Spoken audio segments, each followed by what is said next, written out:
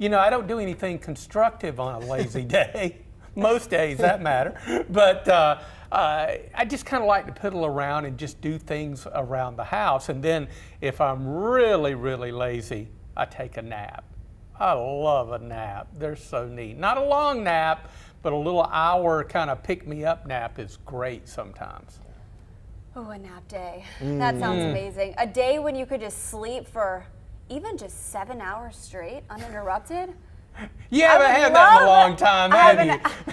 Haven't had that since December 31st, 2019. The day before my son arrived in this world. It's okay. It comes with the territory. And I find relaxation in other ways, just spending time and playing with them. So that's important. Love to take the dog for a walk. Yeah. Is a good way to be lazy and be active. Sounds like kind of an oxymoron, but there is, I think, such a thing. Just getting out and doing something. Rest or a lazy day to me is just, like Ed said, kind of piddling around, whether that's going out to the golf course and knocking around for a little while, or maybe a lazy day for you, maybe going out to the lake or something, just spending time there wherever you find rest, wherever you find peace. And the interesting thing about, piddling, as I called it, your mind is not focused on anything specifically. You're just kind of letting things kind of flow by. You're not using your brain power to really concentrate on something. And I think that can be relaxing for your mind as well. Oh, yeah. Yeah. So just, maybe being lazy or maybe doing that rest and relaxation is something where, it doesn't feel like you're on all the time. Like when you're at work, you're always feeling like you're focused, or always trying to do something. Or if you have a busy schedule, you're always looking to, you finish one thing, then on to the next, and then on to the next. So maybe just a day where you say, I'm just going to kind of do what I want to do. Yeah. See, I'm one of those people who always feels like I have to be doing something. So it's really hard for me to relax and be lazy if I know that there is something I haven't accomplished yet. Like 2 baskets full of laundry that are waiting to go in the washer, clothes that needs to be folded and put back, a big project at work that I know is lingering. It's really difficult for me to relax, and I've tried to do better about that over the years, like putting that aside, saying, okay, it will get done. I will do it in a timely fashion. It doesn't have to be done right now, because rest and relaxation are important too. Yeah, I've never sat still. As long as that, I find that hard to believe. That's hard to do. Yeah. I still don't. I get bored. I do too. I just get bored if I just sit down on the sofa. Just get up, bored. I got to get up and do something. I've always said I'd rather, people, when I see them, people I grew up with, they're saying, man, when do you sleep? Like, you're on TV, you do this, you have the band, you're always going. I'm like, look, I would rather be busy than bored. That's just always been me. True. That's why we went to Europe on our honeymoon, because neither my husband nor I likes to sit still. So we talked about, going to a beach somewhere in a tropical location. That's just not for us. So instead, we ran around from sunup to sundown, sightseeing everything there was possibly to see. And we came back exhausted, but we felt like we did a lot and accomplished a lot. And obviously the trip of a lifetime. So very blessed to be able to have done that. Yeah. So. All right, let's see what you are saying here. Rhonda's definition of a lazy day is to read a good book or binge watch a favorite TV show. Sounds like a good plan, Rhonda. Let me know what you are watching. Joanne loves to relax in her recliner with a coffee or a Coke. That sounds fun too. Let's see. Deborah said, get up without an alarm, wearing PJs longer than usual, watching TV while drinking a cup of coffee. And Bobby said, eating reheated pizza this morning. Oh, that was just in general, not you a could do that on a lazy day, but too. you could do that on a lazy day. Good. That is a good idea, Bobby. Eating pizza and relaxing. That's funny.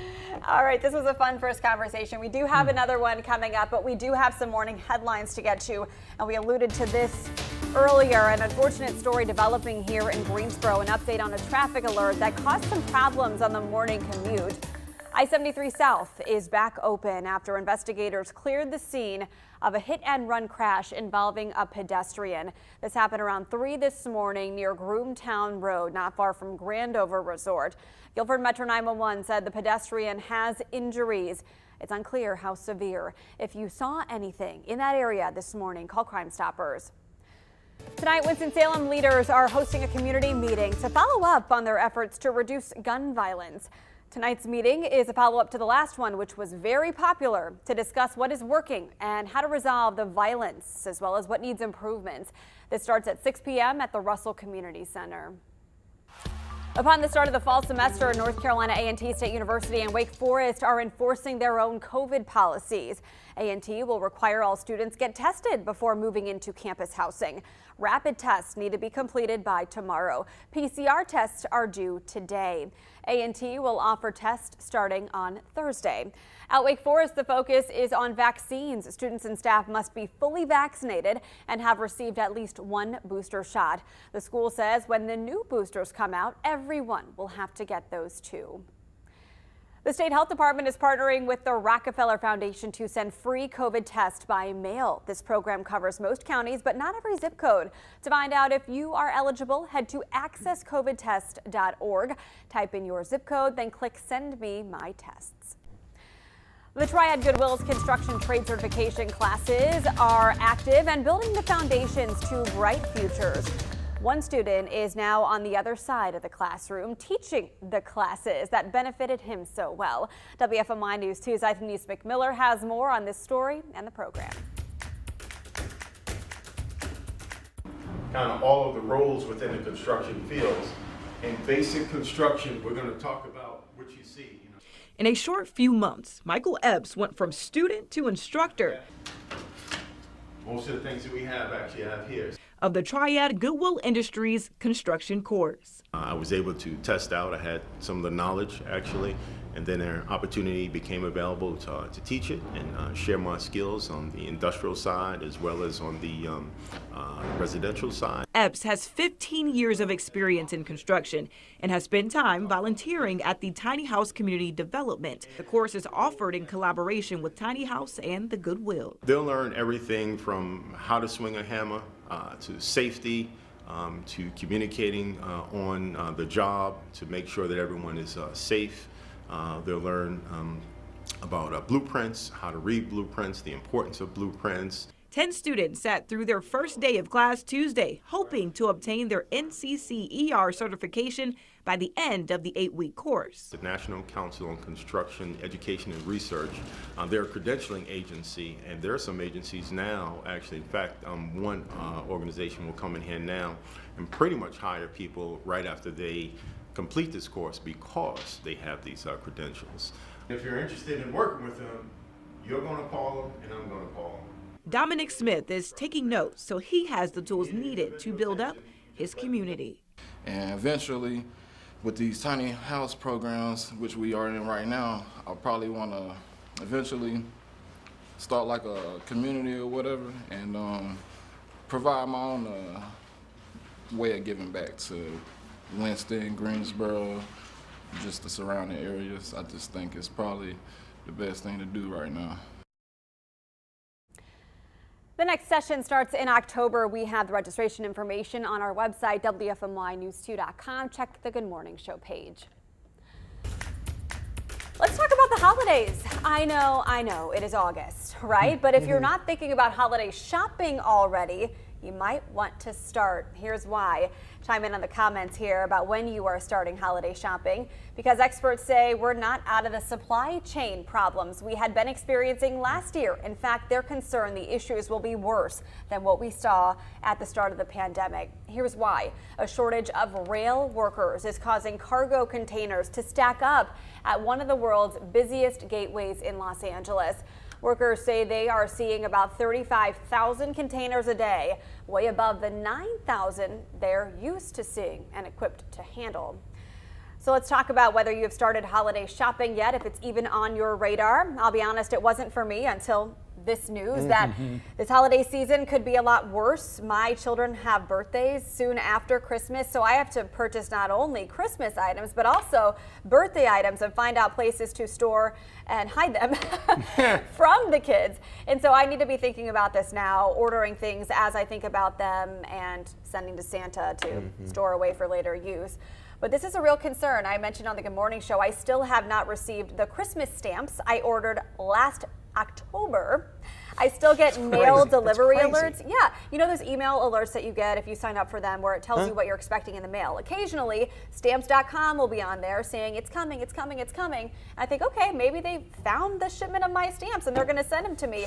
I haven't been charged for them, so I haven't taken any action to get a refund or whatnot. So maybe they'll arrive someday by this Christmas. I hope Checks your so. mailbox every day. Stamp prices They have said gone they were up. coming. Yeah, I want the price I thought I paid for them then.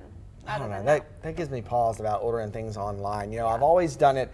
A lot of my shopping I do in the store, and a lot of that shopping that I do in the store I do on Christmas Eve or like Christmas Eve. All right, it's just always the way I have been. I like the adrenaline rush. I know what I'm gonna get. I know it's usually in stock. Yeah. So I go and kind of knock that out. I have. There's a method to my madness here. But some of the stuff I order online in the last couple years, I've started to order it a little bit early because, I've cut it down to the wire sometimes ordering a few things. And now with this, I'm thinking, well, you know what? Maybe Thanksgiving is too late to wait now at this point too. If they're talking about the extra delays and longer delays, maybe I need to order it now. Right, because you're going to get the Black Friday rush, the Cyber Monday rush, Yeah. everything compounding together, and might not get your packages in time for Christmas. I think this is really kind of a heads up to get moving. And I think this story is very beneficial, and I'm sure our audience is saying the same. It's like, oh, I didn't think about that. Yeah, maybe I need to get started earlier. And I'm not a big online shopper. I like to go in the big box store and squeeze it and hug it and look at it and check it out. And then I'll say, well, maybe I'll buy this. But sometimes you don't always find what you're looking for there. And if it's a chain store where you have multiple locations within your area, you can kind of shop around and say, well, it's not at this store, let me see what's in Winston-Salem. Right. Or let me see what's at the store in Burlington. I've done that. As a matter of fact, I've noticed that I've had to do that more often just because you don't always find what you're looking for in the store that you usually shop. So this certainly gives me, notice to start thinking ahead pretty quickly this year, because I normally don't do that. I'm like you. I'm a last minute kind of guy. right. Last second. Right, but I mean, if this supply can't get to people's homes, how are the railways going to deliver the supply to the stores? And That's so true. What are they going to have in stock necessarily? All right, so let's check out what you are saying here about this on the comments. Carol said she shops throughout the year. It's probably a smart move. Bobby is going to start a couple months early this year, which probably would be now or around now. Let's see, LeVar finished his holiday shopping last year for this year, way ahead of the game. Whoa. Wow. LeVar, do you remember where you put all those gifts, though? Goodness that would be the gracious. challenge. Like, wait a second, what did I do with that? That is commitment. That is commitment. All right, let's see. Joanne makes and gives her family a family calendar every year. Yeah, you mentioned that before. What a special and sentimental gift. She already ordered those calendars. Rhonda's planning what to buy for gifts. No dollars spent yet. Birthday and anniversary both in December, so got to be thinking about that as well. Several of you have already started. Rose is one of them, and she said children, grandchildren, even the great-grandchildren all have birthdays before and after the holidays. Yeah. Yeah, so got to get going on those. Golly, I'm going to have to get started. Yeah. I start asking people what they want. Yeah, that's true. That's the first order of business there. A lot of my stuff is, a lot of my shopping is actually easy because my mom and grandma they both want the same thing. And they always want the same thing that they both got the year before that. There's a store that they really, really like to shop at, and it's an expensive store, and so they like gift cards every single year. They like them at Christmas and birthday. And every year, I say, don't y'all want something different? Can I not just let me go buy Surprise you. something and give you something? Like, no, we want a gift card to this place. I'm like, okay. All right. Yeah, Hey, don't do And like they are happy as a clam. do like my mom, okay? When she wants something, she's spontaneous and she goes and gets it. Exactly. And then she'll look what I got. And I said, well, thanks a lot, Mom. That was what I was going to get you for Christmas. And she'll do it with everything. It's like, can you just slow down with your shopping a little bit and let some of the things that you get for Christmas are things that you don't have, so it can be a surprise. So goes the holiday season. I know. I start getting into, after Thanksgiving or beginning of December, if I go somewhere and I buy something, specifically like clothes, if I go home, like, hey, I bought this, he's like, oh, what if I got you something like that for Christmas? I'm like, well, I can't buy anything. I might as well just wait. Exactly. Just drop hints. That is smart. That's right. Don't buy anything, but say, oh, by the way, yeah, I'd really like to have I this would really shirt. love to have yeah, that. you like that? Yeah. Yeah. Little hint. Leave out a Little little nudge. Leave out a little magazine to the page with the Yes. That's what I did for my engagement Circle ring. it. Really? What? That's a Wait, great what? story. That I didn't know this. After 4 years of dating, we didn't go shopping together because I knew he wanted it to be a surprise. And so I subtly found this pamphlet of the ring maker that I like, and I left it open to a page. how nice. Sure enough, That was I clever. that was like the one that. he chose. Where did you leave it though? On my table, in the middle of the kitchen table. Yeah, Here it's it gotta is. be in the kitchen where the food is, Yeah, right? so when he came over, he had I guess had seen it when I was subtly out of the room. How? I don't wanna make it How obvious, but it was just- romantic. Just an idea if you want something specific but don't want to Yeah. buy it for yourself. Yeah. That's the way to do it. Drop those hints. Yeah. Anyway, that's a story for another day to be continued. Thank you so much for joining us for After GMS. Let's close out with the final forecast. Let's do that. A few more days of heat and humidity, and then we're going to bring you some of the good stuff by Friday and the weekend. Up around 90 today. Pretty good shot of seeing some scattered storms afternoon and evening. I think after about 2 o'clock, with the approach of cold front number 1, that will bring a 50% chance of those storms today and tomorrow. Cold front number 2 moves through on Friday. That'll be a dry front, no precip, but it's going to usher in the cooler, somewhat cooler, but more importantly, the drier air. That's what you're going to really notice.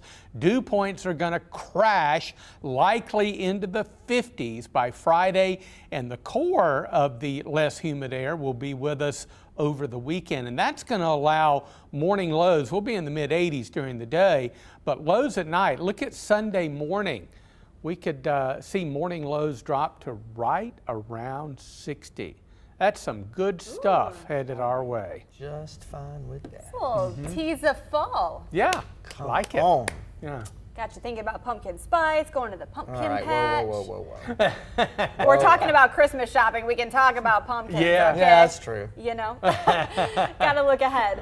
All right, thank you. This has been really a fun talker for After GMS. We will see you same time, same place tomorrow. Get out there and get to it. See ya.